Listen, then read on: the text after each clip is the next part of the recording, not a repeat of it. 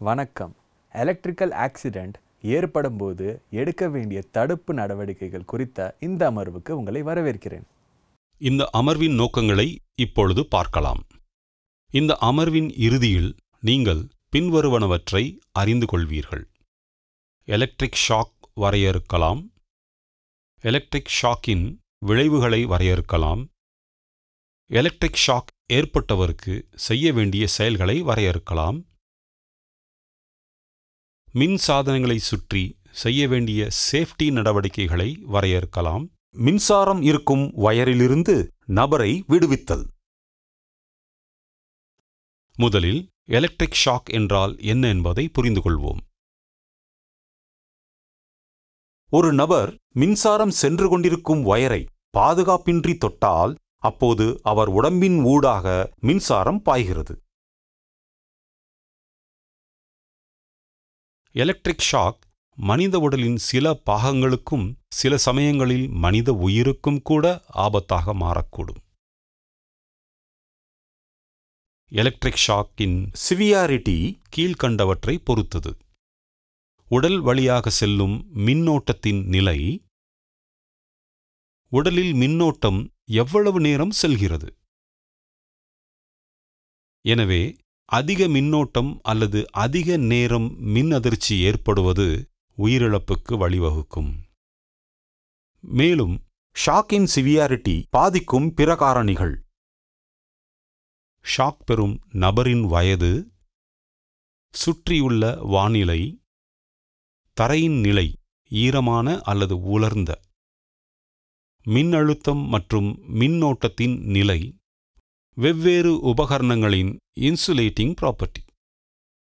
அடுத்து எலக்ட்ரிக் ஷாக்கினால் ஏற்படும் விளைவுகளை அறிந்து கொள்வோம். எலக்ட்ரிக் ஷாக்கின் விளைவுகள் பல்வேறு மின்னோட்ட மதிப்புகளால் வேறுபடலாம். 1 மில்லி ஆம்பியரிலிருந்து 5 மில்லி ஆம்பியர் வரையிலான மின்னோட்டம் குறைந்த ஆபத்தை கொண்டுள்ளது, மேலும் கூச்ச உணர்வை அளிக்கிறது. 10 மில்லி ஆம்பியரிலிருந்து 300 மில்லி ஆம்பியர் வரையிலான மின்னோட்டம் மிதமான ஆபத்தை கொண்டுள்ளது, மேலும் இது மஸ்குலர் கான்ட்ராக்ஷன் மற்றும் வென்ட்ரிகுலர் ஃபைப்ரிலேஷனுக்கு வழிவகுக்கும். 300 மில்லி ஆம்பியர் மற்றும் அதற்கும் அதிகமான மின்னோட்டம் அதிக ஆபத்தை தரும், மேலும் டீஃபைப்ரிலேஷன் மற்றும் பர்ன்ஸ் வழிவகுக்கும். மிக குறைந்த மின்னோட்ட நிலைகள் 1 மில்லி ஆம்பியரிலிருந்து 5 மில்லி ஆம்பியரில் ஏற்படும் எலக்ட்ரிக் ஷாக் விளைவு விரும்பத்தகாத கூச்ச உணர்வு மட்டுமே. ஆனால் இந்த அதிர்ச்சியே ஒருவரின் சமநிலையை இழக்கச் செய்து கீழே விழச் செய்ய போதுமானதாக இருக்கலாம். இதன் விளைவாக கேஷுவாலிட்டி ஏற்படலாம். 10 மில்லி ஆம்பியரிலிருந்து 300 மில்லி ஆம்பியர் வரையிலான உயர் மின்னோட்ட நிலைகளில் தசைகள் சுருங்கலாம், மேலும் அந்த நபரால் தானாக மின் தொடர்பை துண்டிக்க முடியாது. அவர் சுயநினைவை இழக்கலாம். இதய தசைகள் கூட சுருங்கலாம். 300 மில்லி ஆம்பியர் மற்றும் அதற்கும் அதிகமான மின்னோட்ட நிலையில் மின் அதிர்ச்சியை பெறும் நபர் தூக்கி எறியப்படலாம் மற்றும் கடுமையான வலியை அனுபவிப்பார், மற்றும் மின் அதிர்ச்சி ஏற்பட்ட இடத்தில் பர்ன்ஸ் ஏற்படலாம். பெரும்பாலான சந்தர்ப்பங்களில் இது உயிரிழப்பை ஏற்படுத்தலாம். எலக்ட்ரிக் ஷாக் ஏற்பட்டால் மேற்கொள்ள வேண்டிய நடவடிக்கைகள் குறித்து அறிந்து கொள்வோம். எலக்ட்ரிக் ஷாக்கில் பாதிக்கப்பட்டவர் இன்னும் மின் இணைப்போடு தொடர்பில் இருந்தால் அவரை அதிலிருந்து விடுவிப்பதற்கு ஏற்ற மின்சாரம் கடத்தாத மரமோ ரப்பரோ கொண்டு அவரை விடுவிக்கவும். மின்சாரத்தை நிறுத்திவிட்டு உங்களுக்கு எலக்ட்ரிக் ஷாக் ஏற்படாதவாறு தற்காப்பு செய்து கொண்டு அந்நபரை மின் தொடர்பிலிருந்து இழுக்கவும். அல்லது எலக்ட்ரிக் பிளக்கிலிருந்து மெயின்களை அகற்றவும். பாதிக்கப்பட்டவருடன் நேரடி தொடர்பை தவிர்க்கவும். ரப்பர் கையுறைகள் கிடைக்கவில்லை என்றால் உலர்ந்த துணி அல்லது காகிதத்தை உங்கள் கைகளில் சுற்றிக்கொள்ளவும். அதற்கு பதிலாக காய்ந்த மரத்துண்டு போன்ற இன்சுலேட்டட் டூல் கொண்டு மின் அதிர்ச்சி பெற்றவருக்கும் மின் இணைப்பிற்கும் உள்ள தொடர்பை துண்டிக்கவும். மற்றொரு மாற்று காய்ந்த மரம், ரப்பர் அல்லது பிளாஸ்டிக் போன்ற சில இன்சுலேட்டட் டூல் மேல் நிற்பதாகும். அல்லது உங்கள் கையில் என்ன இருக்கிறதோ அதை கொண்டு உங்களை பாதுகாத்து கொண்டு அந்நபரை அல்லது கேபிள், உபகரணம், முனையை தள்ளியோ அல்லது இழுத்தோ தொடர்பை துண்டிக்க வேண்டும். உங்கள் சுய பாதுகாப்பிற்கு மிகுந்த முக்கியத்துவம் கொடுப்பதை உறுதிப்படுத்தவும். விக்டிம் ஒரு கம்பத்திலோ அல்லது உயரமான இடத்திலோ பணிபுரிந்தால் அவர் விழுவதை தடுக்க தகுந்த நடவடிக்கைகளை எடுக்கவும் அல்லது குறைந்தபட்சம் அவர் விழுந்தால் அடிபடாமல் இருக்க பாதுகாப்பை உறுதி செய்யவும். எலக்ட்ரிக் ஷாக் பாதிக்கப்பட்டவருக்கு கொடுக்கப்பட வேண்டிய சிகிச்சை குறித்து பார்ப்போம். தீக்காயம் ஏற்பட்ட இடத்தில் ஸ்டெரைல் துணியால் சுற்றவும். முடிந்த அளவிற்கு விரைவாக மருத்துவரின் சிகிச்சை உதவியை பெறவும்.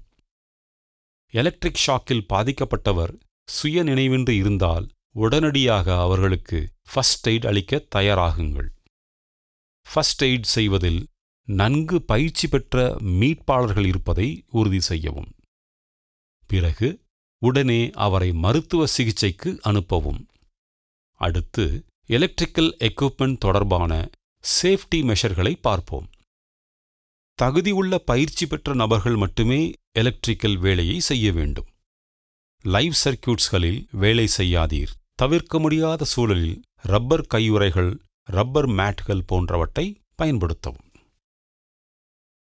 எலக்ட்ரிக்கல் சர்க்யூட்ஸ் பணிபுரியும் போது மரத்தாலான அல்லது பிவிசியால் இன்சுலேட்டட் ஹேண்டில் ஸ்க்ரூடிரைவர்ஸை பயன்படுத்தவும்.